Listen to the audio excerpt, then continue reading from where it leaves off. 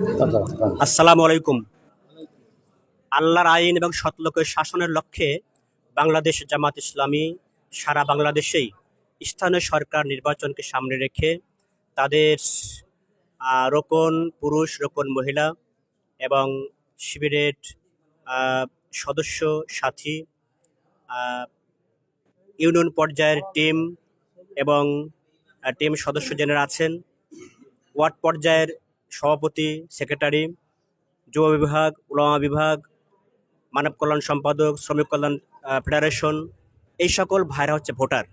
এই সকল ভোটারদের লিখিত মতামতের মাধ্যমেই এই সংগঠনের সিস্টেম অনুসারে এই সংগঠনের ভিতরে যে গণতন্ত্র আছে সেটার বহিঃপ্রকাশ হিসাবে আমরা আগামী দিনে চরসাদপুর ইউনিয়নের চেয়ারম্যান, যোগ্য চেয়ারম্যান কে হবেন, প্রতিনিধি কে হবেন, তারা মতামত এখানে লিখিত আকারে পেশ করা হয়েছে। আমরা সে জমা নিয়েছি এবং এভাবেই বাংলাদেশ জামাত ইসলামী সারা বাংলাদেশেই কাজ করছে যাতে করে একজন যোগ্য নেতৃত্ব প্রতিষ্ঠা করতে হয়। রুট লেভেল থেকেই এই সিস্টেম চালু আছে এবং কেন্দ্র পর্যন্ত।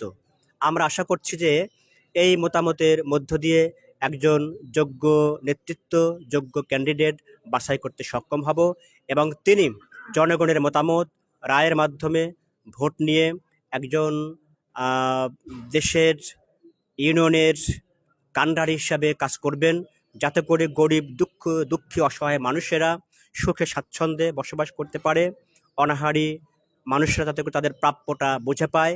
এজন্য আমরা সে কাজটি করেছি এবং সে কাজের মধ্য দিয়েই আমরা আজকে এই ভোট গ্রহণ শেষ করলাম।